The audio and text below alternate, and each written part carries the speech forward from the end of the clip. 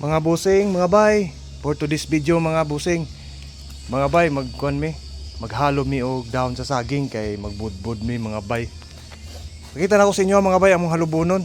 Bali 4 ka kilo ni nga pilit among lutoon. Tara mga bay oh. Ta. Ani ako na ninasugdan og halob. Napay halalubon oh. Update na tamo niya mga bay. Ano siya mga boss oh.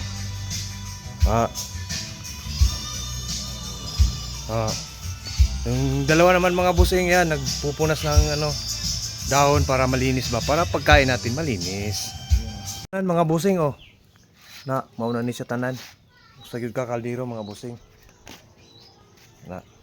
Amo na ni tak-ang siya mga busing. Ilok-ang na naman na dito.